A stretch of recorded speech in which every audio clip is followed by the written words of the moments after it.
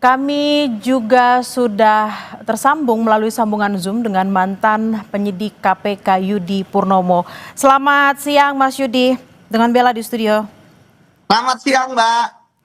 Mas Yudi, kalau dilihat dari ekspresi dan juga nadanya kok ada sedikit ini, mungkin ada apa ya, secerca harapan karena KPK akhirnya melakukan OTT terkait tokoh utama nih Wamenaker Emmanuel Ebenezer. Apakah sudah ada informasi yang Mas Yudi dapatkan terkait kasus apa, lalu OTT-nya di mana, apakah benar di luar kota atau mungkin di dalam kementerian? Apakah memang kasus ini sudah terendus lama, Mas Yudi? Ya, tentu saya tidak mengetahui secara detail ya, Mbak, yang mengenai perkara ini. Tetapi setidaknya bahwa ini saya semakin yakin bahwa KPK di periode kali ini akan bangkit ya setelah terpuruk pada masa sebelumnya, dan tahun ini hanya 3 OTT, itu pun OTT-nya hanya kecil-kecil ya, setingkat kepala dinas dan juga kepala daerah. Namun kali ini ya kita tahu bahwa yang ditangkap oleh KPK itu adalah anggota kabinet, yaitu wakil menteri ya, dan ini merupakan OTT terbesar KPK di periode ini, untuk kemudian ya saya pikir ini siapa tahu akan menambah kepercayaan publik kepada KPK. Terkait dengan tadi berita yang disampaikan bahwa ada dugaan terkait dengan sertifikasi dan lain sebagainya, ya saya pikir itu merupakan hal yang harus dikonfirmasi kepada KPK ya. Namun setidaknya di sini kita bisa melihat ya bahwa KPK sudah serius ya untuk melakukan OTT terhadap anggota-anggota kabinet ya yang ternyata mereka tidak patuh ya terhadap instruksi presiden. Kita tahu beberapa hari sebelumnya kan Pak Presiden berpidato ya bahwa akan memberantas korupsi sampai ke akar-akarnya. Artinya ini adalah momentum yang bagus, itu yang pertama. Kemudian yang kedua, Mbak, bahwa memang KPK mempunyai waktu 1 kali 24 jam ya untuk kemudian menetapkan siapa saja yang menjadi tersangka. Tetapi ya kalau seorang penyelenggara negara yang merupakan kewenangan KPK dalam hal ini wakil menteri sudah dilakukan penangkapan oleh KPK, ya tentu ini adalah hal yang berarti sudah bisa kita duga ya akan ditetapkan sebagai tersangka seperti itu. Kenapa? Karena ya saya duga bahwa OTT ini sudah terjadi dari malam tadi gitu kan. Artinya KPK sudah melakukan penangkapan terhadap orang-orang yang diduga terlibat, dan kemudian dari tersebut karena waktunya masih 1 kali 24 jam, KPK berhasil menemukan ya siapa pejabat yang tinggi yang terkait dengan kasus ini. Karena memang Mbak, dalam OTT yang terjadi selama ini pasti ya orang-orang di lapangan mereka kemudian memberi suap ataupun menerima suap itu pasti atas instruksi dari orang yang tertinggi. Dan kalau kita lihat yang ditangkap adalah Wamenaker ya, artinya tentu KPK saat ini sudah mempunyai bukti yang kuat itu ke Wamenaker ya, bukan ke Menaker gitu kan. Kalau enggak pasti menterinya juga sudah dibawa juga ke KPK. Begitu Mbak. Mas Yudi, tadi Mas Yudi bilang ini salah satu yang ditangkap ini kan memang tokoh utama di kabinet saat ini Wamenaker gitu ya. Biasanya yang dilakukan oleh penyidik KPK, berapa lama sih penyidik mengendus adanya kasus-kasus yang kemungkinan menjerat orang-orang tertentu, terutama orang-orang dengan posisi-posisi tinggi, Mas? Ya, kalau saya duga ya bisa jadi ini sudah lama ya diendus oleh KPK terkait dengan kasusnya, Mbak ya. Karena memang Mbak, jangan-jangan kasus ini sama seperti sebelumnya kan KPK juga menangani kasus yang suap tenaga kerja asing, Mbak ya. Itu kan sudah bertahun-tahun gitu ya. Saya duga bahwa kasus Wamenaker ini itu beliau ya akhirnya terlibat dalam permainan ini ketika kemudian ya beliau menjabat sebagai Wamenaker seperti itu. Karena memang dalam kasus korupsi TKA yang kemarin kita lihat itu kan sudah bertahun-tahun, dan kemudian juga bagaimana melibatkan banyak orang ya di Kemenaker Trust. Artinya di sini saya melihat kok nggak kapok gitu ya. Itu yang pertama. Kedua, dengan tidak adanya efek jerah, apalagi kan sudah digeledah kemarin kan gedung Kemenaker Trust. Masa harus digeledah lagi untuk kedua kalinya? Jadi saya pikir memang asas praduga tidak bersalah tetap kita kedepankan. Namun dari melihat ya gerak cepat KPK termasuk membawa berani membawa Wamenaker untuk ditangkap, dan saya pikir dia adalah orang yang akhir-akhir ya ditangkap ya. Kita bisa jadi bahwa KPK sudah menemukan barang bukti. Nah sekarang barang bukti KPK apakah bentuknya adalah uang tunai ya kan, ataupun misalnya ada di dalam rekening gitu ya. Itu menurut saya tidak jadi masalah, karena beberapa kali OTT juga tidak ada uang tunai, tetapi kemudian uang di dalam rekening yang jumlahnya sangat banyak itu ada di situ. Yang penting bahwa sudah ada kesepakatan di antara mereka. Jadi sekali lagi bahwa tim KPK ini tentu nggak sehari dua hari ya kemudian melakukan pembuntutan, penjejakan dan sebagainya. Buktinya kalau misalnya tadi benar diambil di luar daerah, berarti kan memang sudah ada tim ya yang menempel beliau gitu ya di luar daerah. Karena seperti yang saya sampaikan pernah di Kompas TV, Mbak, bahwa ketika ada tim melakukan turun ke lapangan, itu setiap target itu sudah ada tim yang mengawasi, dan kemudian ketika sudah terjadi transaksi mau dimanapun orang tersebut ya itu akan dilakukan penangkapan. Pernah ada suatu OTT ada 3 daerah sekaligus gitu ya dalam satu waktu. Jadi bukan terkait dengan harus di tempat yang sama, tidak, itu adalah pemikiran yang keliru yang kemarin kan didengung-dengungkan gitu ya, seperti itu Mbak. Oke, Mas Yudi, kalau dilihat-lihat ini kan kita tahulah Noel ini atau Bang Noel ini kan track rekornya sebelum-sebelumnya adalah sebagai relawan Pak Jokowi, terutama untuk tahun 2019 kemarin. Nah, apakah memang ada unsur politis dalam OTT kali ini? Ya, saya pikir kita tidak bisa berprestasi seperti itu ya, Mbak. Walaupun kemudian tentu pasti akan ada publik yang jangan-jangan ini adalah pesanan dan sebagainya. Tapi bagi saya ini adalah penegakan hukum. Sama seperti dulu misalnya ketika KPK nangani kasusnya Pak Hasto gitu ya. Kan dibilang ini adalah politis dan sebagainya. Nah, di kasus ini ya tentu pasti akan ada perspektif seperti itu. Tetapi saya yakinkan bahwa Mbak ya, bahwa OTT KPK itu, apalagi ini OTT ya, OTT itu tidak akan bisa berkilah ya, karena barang buktinya ada. Kita tahu OTT itu kan dalam bahasa sehari-hari kita kan tertangkap basah ya. Di situ barang buktinya ada, di situ pelakunya ada, di situ kemudian alat bukti yang lain seperti penyadapan ada, ya kan. Jadi istilahnya kalau misalnya dibilang politis sebagainya ya mungkin suatu kebetulan, tetapi kalau dikatakan perbuatannya ada ya saya pikir ya pasti ada lah, karena saya tadi katakan Mbak bahwa KPK tidak akan mungkin gegabah gitu ya, sama seperti misalnya ketika kasus Kadis PUPR Sumatera Utara ya, ketika KPK hanya pada saat OTT hanya sampai Kadis PUPR, berarti kan KPK pada saat itu tidak mampu untuk menemukan bukti sampai ke kepala daerahnya ya kan, kepada Sumatera Utara, apa namanya, Gubernur Sumatera Utara seperti itu. Tapi kalau yang ini KPK berani menangkap, ya berarti diduga para saksi-saksi yang kemarin ditangkap oleh KPK ya tentu masih namanya saksi ya. Itu bisa jadi mereka membuka ya.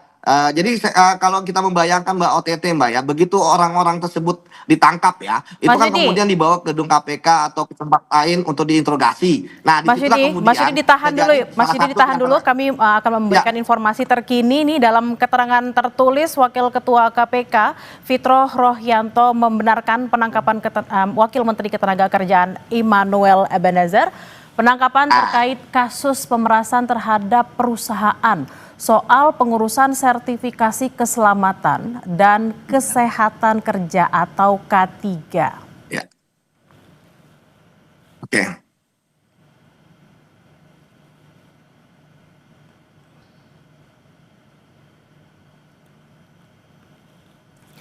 Oke, Mas Yudi, tadi sudah ada informasi dari Wakil Pimpinan KPK yang mengatakan kasusnya adalah terkait dengan sertifikasi K3. Nah, biasanya Mas Yudi, kan informasi yang didapatkan katanya di OTT-nya semalam, harusnya KPK melakukan preskon penetapan tersangka atau gelar perkaranya seperti itulah ya. Itu berapa lama Mas Yudi? Ya tentu kan 1 kali 24 jam Mbak ya.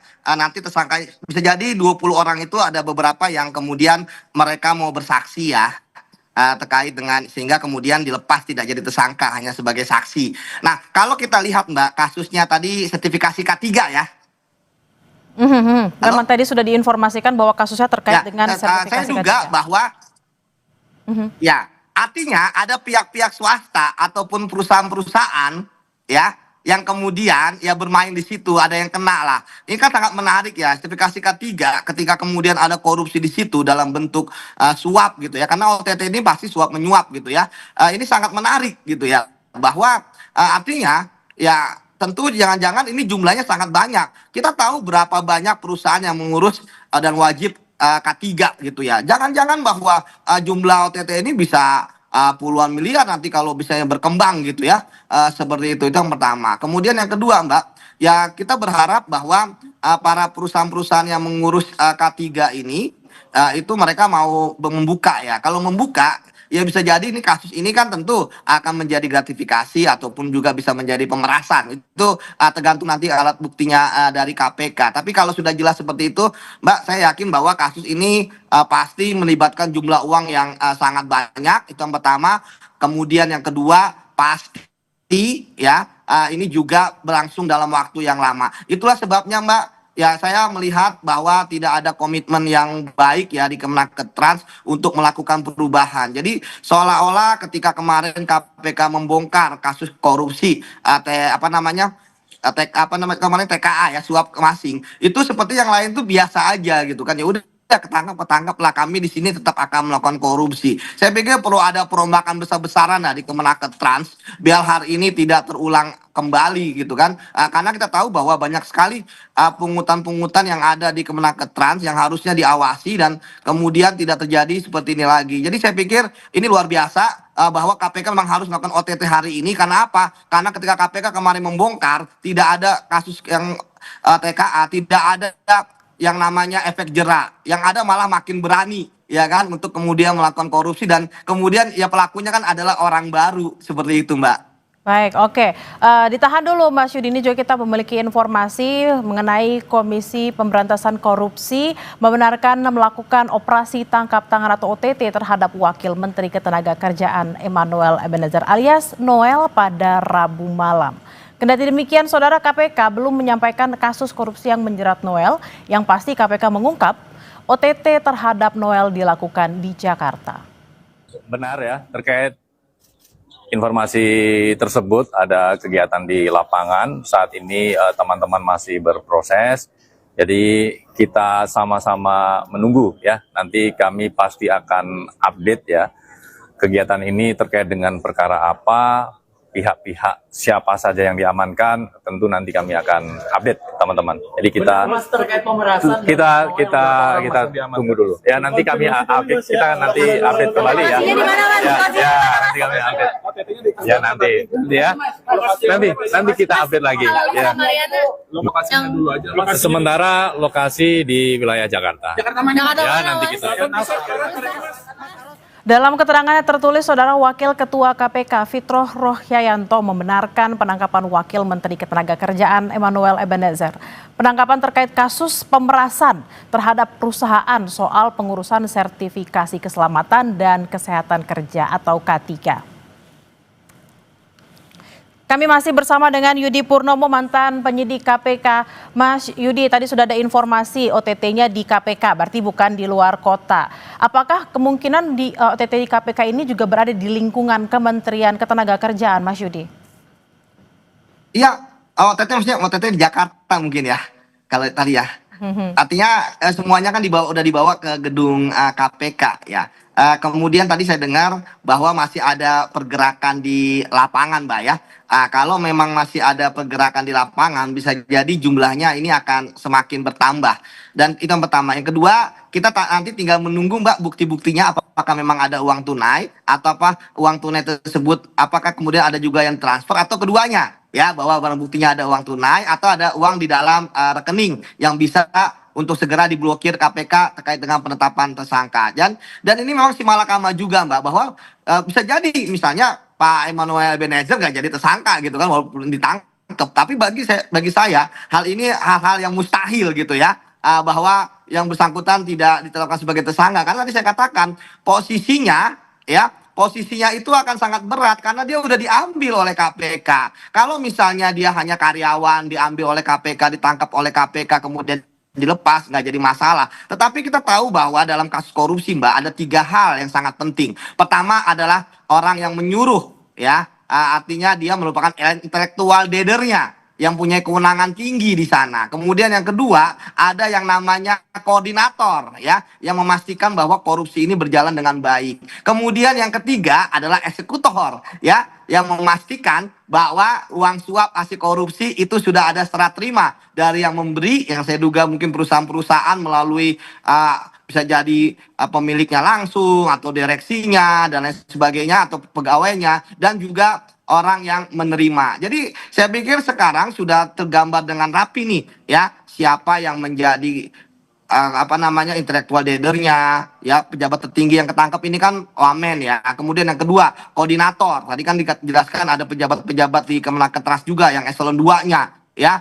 Kemudian yang ketiga eksekutor. Nah, siapa yang akan menjadi eksekutor ini? Dan kemudian yang menarik dari perusahaan-perusahaan swasta itu, ya, siapa juga yang kemudian pada saat OTT ini itu akan menerima. Jadi gini, Mbak, walaupun hanya ada 2 atau 3 perusahaan saat OTT ini tidak jadi masalah, karena kasus ini tentu akan melebar ketika nanti, ya, setelah itu yang namanya pengembangan kasus gitu, Mbak. Jadi bisa jadi ini akan berkembang ke banyak perusahaan, bisa jadi uangnya akan semakin banyak dari dapatkan OTT, bisa jadi rekening-rekening lain juga didapatkan. Saya menduga bahwa dengan jumlah uang yang sangat istilahnya dengan dengan modus, dan kemudian juga dengan kasus korupsinya tadi katanya ada sertifikat K3, ya, itu sertifikasi K3 itu bisa jadi uangnya sangat banyak. Nah, sekarang uang yang sangat banyak ini saya duga bisa jadi ada sama seperti korupsi-korupsi lain, ya, ada rekening-rekening, ya, yang kemudian rekening tersebut adalah rekening-rekening yang menjadi penampungan. Inilah yang harus ditelusuri oleh KPK, karena rekening-rekening penampungan ini, ya, Mbak, biasanya namanya nama-nama orang-orang yang nggak ada kaitannya dengan kasus ini, yang mereka pinjam sebagai bendera seperti itu, Mbak. Mas Yudi, ini kan kalau kita tahu Wamenaker ini kan belum ada setahun, ya, menduduki posisinya. Kalau tadi Mas Yudi bilang kan pasti ada rekening-rekening khusus. Berarti apakah memang dalam waktu yang cukup singkat terduga korupsi ini, ya, OTT ini, ya, Wamenaker ini memang sudah sedemikian rupa melakukan tindakan-tindakan yang sehingga membuat dirinya terjerat dalam kasus korupsi ini? Kalau yang saya duga, Mbak, ya, bahwa kan tadi saya katakan praktek korupsi ini bisa jadi berlangsung lama, ya, bahkan sebelum Bang Noel menjadi berarti sebelum-sebelumnya mungkin aja sudah pernah terjadi, tapi tertangkapnya sekarang gitu, ya? Sangat terbuka sekali, Mbak, karena kan iya. Nah, kenapa kemudian, ya, Pak Wamen ini terlibat? Saya pikir akhirnya pertama, ya, bisa jadi beliau melihat situasi yang ada di Menaker, itu pertama. Kemudian yang kedua, ya, bahwa ada juga yang kemudian orang-orang yang sudah menjadi, kalau kata Pak Prabowo kan waktu itu mafia, ya, mafia, ya, itu sudah lama ada di Kemenaker Trans, yang kemudian mereka kemudian menawarkan kepada Bang Noel. Itu bisa jadi seperti itu, Mbak. Jadi kalau modusnya, kalau cara rapihnya, mainnya yang istilahnya berlangsung lama, ya, itu sebenarnya bagi mereka adalah siapapun pejabatnya nggak jadi masalah. Yang penting permainan mereka tetap berlanjut, ya. Tapi yang penting bagaimana mereka bisa menciprati, ya, atasannya, seperti itu, Mbak. Tapi kalau permainannya, saya nggak yakin ini Bang Noel terlibat dalam permainan yang bisa jadi sangat-sangat rapi ini. Ya, tadi saya katakan ada rekening-rekening yang terselubung, ya kan, kemudian cara mendapatkan uangnya bagaimana, cara menghubungi perusahaan agar nyetor seperti apa. Ya, kayak kemarin yang TKA kan juga berlangsung lama, bertahun-tahun seperti itu. Tapi kalau TKA kan nggak sampai ke tingkat atas gitu, ya, korupsinya gitu, ya. Nah, tapi kita belum tahu pengembangan. Tapi memang paling mudah itu OTT ini, Mbak. Ya, bisa jadi kalau saya bisa jadi bahwa Bang Noel ini, ya, istilahnya walaupun dia pejabatannya tinggi, ya, akhirnya dia terlibat karena di bawahnya pun kemudian mengiming-imingi gitu, ya. Tapi ya, makanya memang, Mbak, kalau pengalaman saya korupsi di kementerian-kementerian, ya, biasanya memang di kementerian-kementerian itu mereka sudah sangat rapi korupsinya. Nah, sekarang tinggal mereka melihat nih pejabat di atas mereka, ya kan, apakah kemudian mau menerima uang atau tidak. Kalau nggak mau, biasanya mereka tiarap. Tapi kalau mau, wah, mereka berkali-kali lipat semangatnya, seperti itu, Mbak. Berarti ada kemungkinan dia turut serta atau juga tadinya awalnya nggak mau ikut jadi karena masuk ke dalam sebuah sistem yang sudah korup jadi ikut-ikutan korup gitu Bang?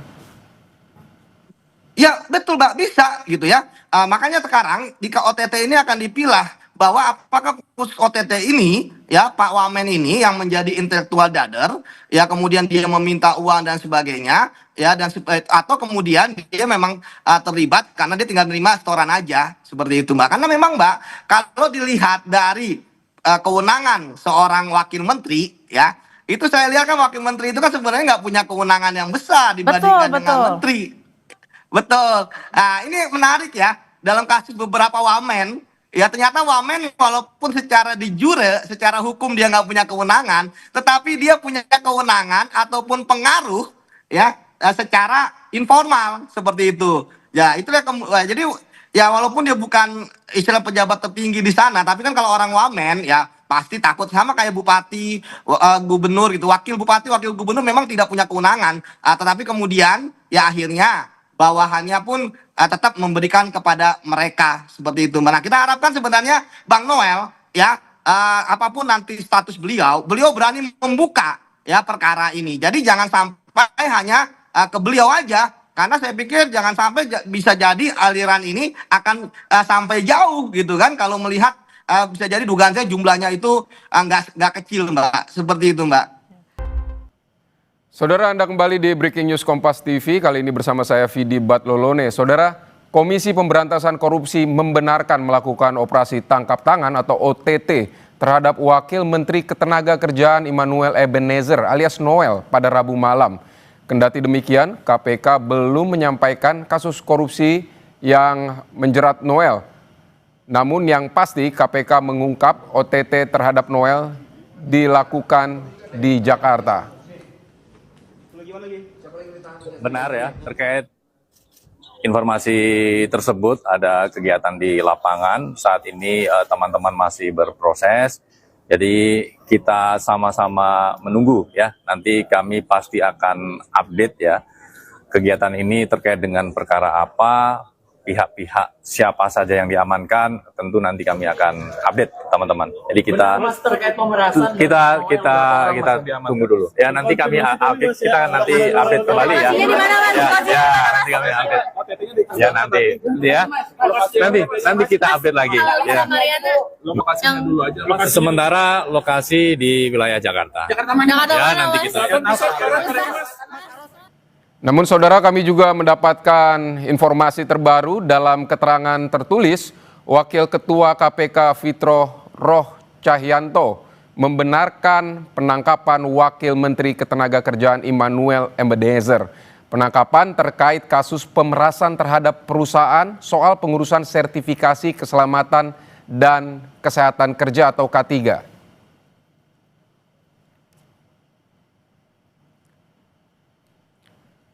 Saudara, kami masih bersama dengan mantan penyidik Komisi Pemberantasan Korupsi, ada Yudi Purnomo. Mas Yudi, ini biasanya ditangkap Ya. Dalam operasi tangkap tangan ini Immanuel Ebenezer dilakukan menurut keterangan KPK pada Rabu malam. Dan KPK memiliki waktu, ada juga sudah sebutkan 1 kali 24 jam. Biasanya dalam proses ini, apa yang akan dilakukan KPK dalam proses dalam 1 kali 24 jam ini, Mas? Oke. Banyak hal yang dilakukan oleh KPK ya berdasarkan pengalaman saya. Yang pertama memeriksa saksi, yang kedua menghitung barang bukti, yang ketiga melakukan ekspos di depan pimpinan KPK, ya. Kemudian yang keempat menyegel ya tempat-tempat yang diduga ada kaitannya dengan perkara ini, yang kemudian ya KPK akan segera ya untuk melakukan penggeledahan setelah naik ke proses penyidikan. Nah di sini Mas kita juga harus mengawal KPK bahwa ketika yang ditangkap ini adalah seorang wamenaker, ya kita berharap memang kan dalam penangkapan OTT itu bisa jadi orang ditangkap tapi kemudian dilepas ya dan kedudukannya hanya sebagai saksi. Tetapi kalau misalnya KPK saat ini sudah berani menangkap wamenaker, saya pikir KPK nggak bisa lagi gigi mundur, ya kan? Wah, kalau misalnya KPK kemudian akhirnya tidak menetapkan Pak Emmanuel Ebenezer sebagai tersangka, ini betul akan lucu sekali KPK. Pasti orang-orang kemudian ya akan semakin tidak mempercayai KPK. Ini sekarang saya melihat trennya KPK tuh sudah mulai dipercaya publik ya, itu yang pertama. Nah, jadi kita Mas biasanya nanti kan KPK kan akan gelar perkara ya, akan gelar perkara. Disitulah kemudian para penyelidik ya, termasuk penyidik, penuntut umum, kemudian dalam gelar perkara itu ada direktur penyelidikan, ada direktur penyidikan, ada deputi penindakan, dan ada pimpinan KPK ya. Itu harus di atas 3 ya, 3, 4 atau 5 ya, untuk kemudian mereka mendengarkan konstruksi perkara dari penyelidik, yang kemudian nanti penyelidik akan menawarkan ya atau merekomendasikan kepada pimpinan KPK yang menjadi tersangka. Misalnya kalau kasus suap, penyuapnya adalah ini ya, penerima suapnya adalah ini. Kalau pemerasan, yang memeras adalah ini. Kemudian yang menjadi saksi-saksi adalah perusahaan-perusahaan ini. Kalau kita lihat juga konstruksi perkaranya kan saya pikir sudah sangat jelas ya, bahwa ada yang sudah ditangkap, pasti ada yang menerima, ada yang memberi, kemudian uangnya pun pasti ada, tapi bentuknya apakah uang tunai, apakah dalam rekening, ataupun kedua-duanya ya nanti kita tunggu saja. Ya pasti barang buktinya ada, kan nggak mungkin ada OTT tidak ada barang bukti, minimal berupa uang ataupun barang juga pernah, nggak jadi masalah. Yang penting bisa dinilai dalam bentuk uang. Termasuk tadi saya katakan benar juga ketika teman-teman berjaga di Kemenaker karena Kemenaker itu kan adalah lokusnya, ya kan, yang bisa kita ketahui. Karena kan terkait dengan wamen Kemenaker. Artinya tentu KPK sudah melakukan penyegelan-penyegelan di tempat tersebut. Misalnya ruang-ruang kerja ya terkait dengan apa namanya sertifikasi K3 ini, termasuk ruang kerja Pak Wamen pasti sudah disegel oleh KPK seperti itu, sambil menunggu proses penyidikan untuk kemudian dilakukan penggeledahan. Memang bisa jadi ada tempat-tempat lain ya di luar Kemenaker ya, misalnya perusahaan-perusahaan yang selama ini memberi uang, ataupun rumah-rumah yang selama ini diduga sebagai tempat terjadinya perkara, atau biasa kita kenal sebagai TKP. Jadi Mas ya, dalam waktu 1 kali 24 jam ini memang bagi saya waktu jadi penyidik itu sangat melelahkan. Memang kita bisa jadi nggak bisa tidur gitu ya, karena tadi kita meriksa orang ya kan, ya mereka pun juga pastinya pasti lagi itu juga ya, lagi lemah juga gitu kan, karena sok ditangkap ya kan. Tapi kita harus kemudian ya bermain teknik interogasi lah untuk mendapatkan dalam waktu 1 kali 24 jam ini sebanyak-banyaknya informasi yang didapatkan seperti itu, agar nanti sudah ditemukan 2 alat bukti yang cukup. Nah, kalau OTT ini Mas ya, kita berharap juga KPK jangan pakai sprindik umum kayak korupsi Al-Quran, korupsi kota haji kemarin gitu kan. Jangan, ya ini harus ada tersangkanya seperti itu. Baik, Mas Yudi, kalau Anda sebagai ex penyidik KPK, dari keterangan atau tadi yang Anda sampaikan, saya menangkapnya kalau KPK sudah berani atau sudah melakukan operasi tangkap tangan, berarti sudah pasti ada serah terima uang, dan itu melibatkan Menteri Noel, dan juga pasti ada pihak penyuapnya. Seperti itu, Mas Yudi? Ya, betul. Kalau sudah istilahnya namanya membungkus ya. Kita dulu istilahnya bungkus ya, kalau udah dibungkus pasti bukti-buktinya ada. Seperti tadi saya sampaikan Mas, bahwa tidak mungkin ya ada OTT kalau barang buktinya tidak ada. Kalau nggak ada pasti KPK akan melepas. Tadi sudah saya sampaikan bahwa kasus ini bukan sehari 2 hari, pasti sudah berlangsung lama ya. Bisa jadi ini adalah penyerahan yang kesekian ya. Tapi kalau penyerahan sebelumnya KPK belum yakin bahwa sudah ada delivery uang atau terkirimnya uang dari pemberi suap kepada penerima suap. Seperti itu, Mas. Baik, Mas Yudi, kalau Anda melihat dari kasusnya, mungkin Anda juga punya pengalaman soal aduan, soal sertifikasi ini. Apakah memang dalam kasus seperti ini, posisi dari wakil menteri ketenagakerjaan ini memang sudah pasti yang misalnya paling tinggi untuk terlibat dalam pemerasan seperti ini, atau seperti apa Anda melihatnya?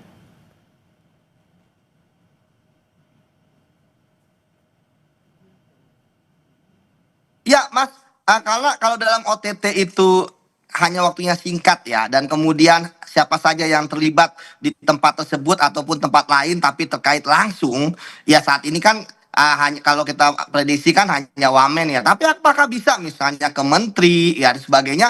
Ya bisa juga ya, tergantung pengembangan dari KPK. Tadi sudah saya jelaskan bahwa secara hukum, secara yuridis, secara formil, kewenangan seorang wamen ya memang terbatas, tidak seperti seorang menteri. Oleh karena itulah maka nanti kita akan coba telusuri ya, kita lihat apakah kemudian di sini Pak Noel itu ketika misalnya nanti jadi tersangka, apakah dia hanya sebagai penerima uang, apa dia sebagai intellectual dader juga gitu ya. Karena terkadang secara formil misalnya kayak staf khusus ya, yang staf khusus kan bukan orang yang punya kewenangan, tetapi ternyata dia adalah orang yang di dalam kementerian, orang yang istilahnya paling berpengaruh karena one behalf-nya menteri. Nah, itu yang kita telusuri. Bisa jadi misalnya Bang Noel ya terkait ini ya tentu hanya dia terlibat misalnya hanya terkait dengan ya menerima uang saja dari orang-orang yang tadi saya katakan. Orang-orang ini bisa jadi adalah orang-orang yang menjadi mafia yang sudah lama ya, seperti itu. Dan kita tahu bahwa KPK ketika melakukan OTT pasti ada laporan. Nggak mungkin penyidik itu kan nggak tahu apa yang terjadi di luar sana sampai kemudian ada yang melaporkan. Tadi saya sebenarnya paling miris adalah Mas ya, bahwa sebelumnya kan KPK sudah menangani kasus terkait dengan di Kemenaker Trans ya, terkait dengan kasus suap terkait asing ya, pejabat asing ya, pemerasan kalau tidak salah pasalnya ya, kerja asing. Jadi kalau misalnya sekarang terjadi lagi, ini bagaimana proses pencegahan korupsi di sana? Ini jangan-jangan mereka menganggap temennya yang ketangkap kemarin itu sial aja, tapi mereka korupsinya the show must go on gitu kan. Tetap aja kita korupsi, dan tadi ternyata uang korupsinya bisa jadi sangat banyak menurut saya karena sudah bertahun-tahun, dan kan semua perusahaan kan butuh pekerja-pekerja sertifikasinya K3 ya. Kalau satu perusahaan aja udah berapa, dikali berapa ratus ribu perusahaan di negeri kita itu udah berapa begitu kan uangnya. Ini saya yakin bahwa ini bisa sangat berkembang kemana-mana, aliran uang apalagi kalau sangat banyak pasti mengalir sampai jauh gitu ya. Tapi ya sekali lagi ya tergantung pembuktian dan juga keberanian dari KPK. Tetapi kalau sekarang KPK sudah berani untuk kemudian mengambil seorang wakil menteri, ya saya pikir pertama buktinya sudah kuat ya. Yang kedua keberaniannya sangat luar biasa. Jadi saya salut sekali dengan teman-teman di KPK. Itulah sebabnya saat ketika KPK diserang sana sini gitu ya, ya saya tetap membela KPK walaupun sudah di luar. Dan alhamdulillah ya tadi saya update status bahwa KPK ini harus OTT karena kemarin-kemarin saya melihat upaya untuk meyakinkan KPK tidak perlu ada di Indonesia itu sangat banyak gitu ya. Tapi alhamdulillah sekarang terbukti ya jawabannya KPK berhasil melakukan OTT. Jadi saya pikir saat ini ya, saya pikir KPK konsentrasi saja terkait dengan bukti-bukti yang dimiliki. Jangan kemudian terpengaruh bahwa ini adalah politik, bahwa ini adalah upaya-upaya lainnya ya, apalagi pesanan. Nggak perlu. Yang penting adalah ini harus ada alat bukti dan barang bukti. Begitu Mas. Baik, Mas Yudi Purnomo, tahan dulu. Kita akan pantau bersama situasi dan kondisi saat ini yang terbaru di kantor Kementerian Tenaga Kerja Republik Indonesia. Kita akan bergabung dengan jurnalis Kompas TV di sana, ada Nanda Aprilia. Halo, selamat siang Nanda. Nanda, bagaimana situasi terkini di kantor Kementerian Tenaga Kerja sejauh ini? Selamat siang, Vidi dan juga saudara. Situasi atau kondisi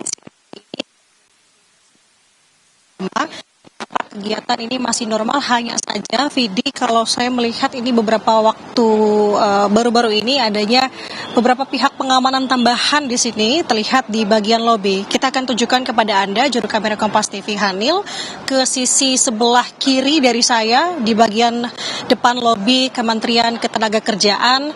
Tadi belum ada pengamanan seperti ini, Vidi, tapi kurang lebih 5 menit yang lalu kami melihat sudah ada penambahan pengamanan yang terlihat di bagian lobi atau depan lobi dari Kemenaker. Sejauh ini juga sudah ada beberapa pihak yang kami lihat keluar dari lobi Kemenaker Vidi dan juga saudara, tadi kami coba untuk konfirmasi sebenarnya ini pihak dari mana, apakah ini merupakan pegawai dari Kemenaker, tapi jawabannya adalah ini merupakan tamu-tamu undangan yang memang ada kegiatan untuk rapat ataupun meeting di Kemenaker dan tidak tahu mengenai apapun mengenai permasalahan ini.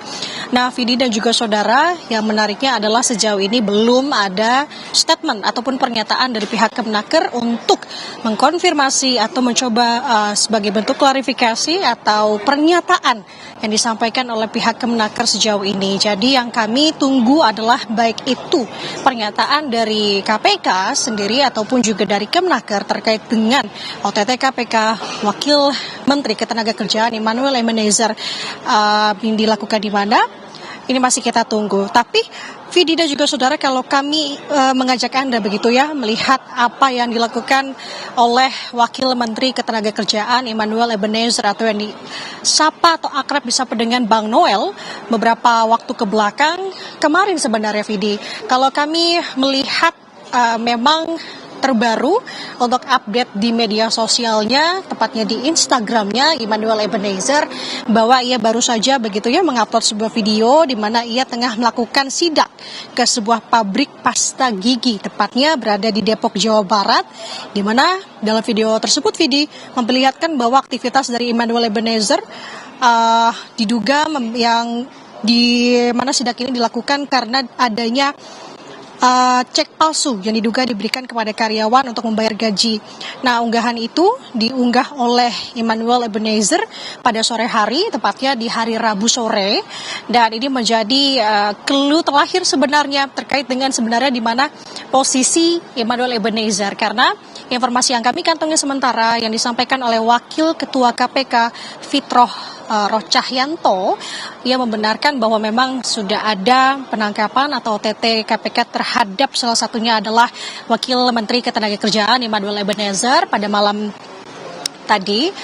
kemarin maksud kami, bahwa posisinya ada informasi yang mengabarkan bahwa ditangkap di luar kota ataupun mungkin di Jakarta. Ini masih menjadi simpang siur dan harus dikonfirmasi.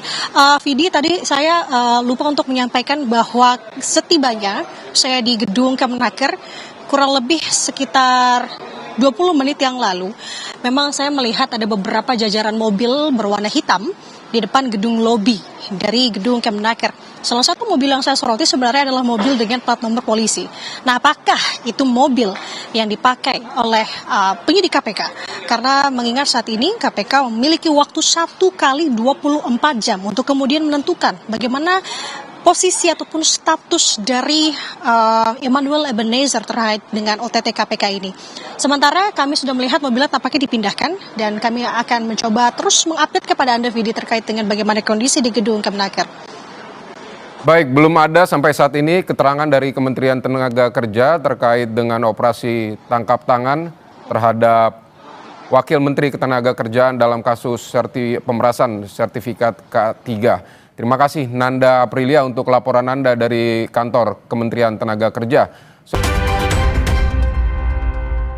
Baik, Anda kembali di Breaking News Kompas TV terkait operasi tangkap tangan yang menangkap Wakil Menteri Ketenagakerjaan Immanuel Ebenezer, dan kita akan kembali berbincang dengan mantan penyidik Komisi Pemberantasan Korupsi, ada Yudi Purnomo. Mas Yudi, ini saya mau tanya, ini KPK Ya. pada Juli lalu ini telah menahan sebenarnya 4 dari total 8 tersangka kasus pemerasan pengurusan izin tenaga kerja asing. Ini baru di bulan lalu ada kasus juga di Kementerian Tenaga Kerja, dan ini kan biasanya ada kasus yang baru terjadi, kemudian pejabatnya biasanya tiarap begitu Mas, tidak ingin menimbulkan perhatian. Tapi ternyata saat ini Wakil Menteri Tenaga Kerja ini ditangkap tangan oleh KPK ini. Kalau Anda melihatnya seperti apa? Kenapa berani begitu Mas? Ya, mungkin mereka merasa udah sakti ya, bahwa wah kalau teman kita ketangkap gitu ya, pasti KPK tidak akan menyasar kita. Tapi kan mereka salah menduga ya. Bisa jadi bahwa KPK sudah mempunyai informasi di saat yang bersamaan ataupun berbeda, dan kemudian ketika dilakukan pemantauan oleh penyelidik KPK kok masih bermain. Saya pikir orang-orang ini sangat meremehkan KPK.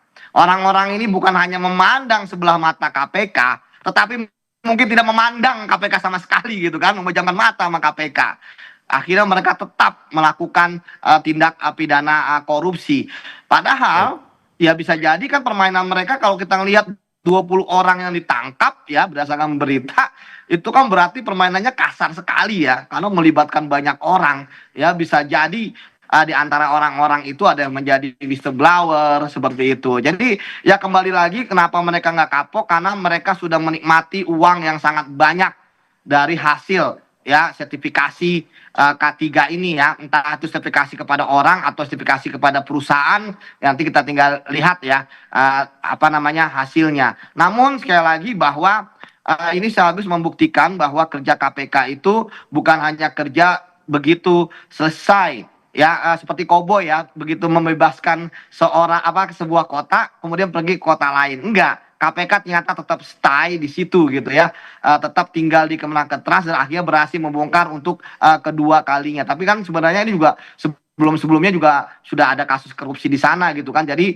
saya menduga bahwa kenapa orang-orang ini tidak jerah, orang-orang ini tidak kapok, selain sistem hukum yang ternyata masih kemudian yang pro ataupun memanjakan pada para koruptor di negara kita ya, tetapi juga tentu ini melibatkan uang yang sangat banyak.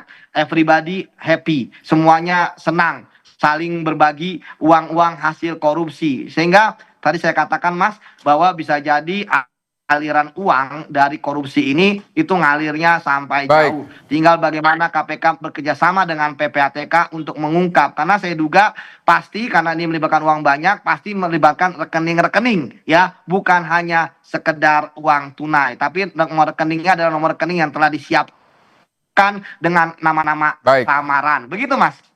Baik Mas Yudi Purnomo, terima kasih untuk informasi keterangan yang Anda sampaikan sebagai penyidik Komisi Pemberantasan Korupsi terkait kasus penangkapan terhadap Wakil Menteri Ketenagakerjaan Immanuel Ebenezer.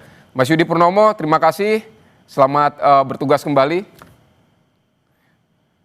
Saudara, kami tutup Breaking News Kompas TV sampai di sini. Saya Vidi Batlolone pamit, sampai jumpa.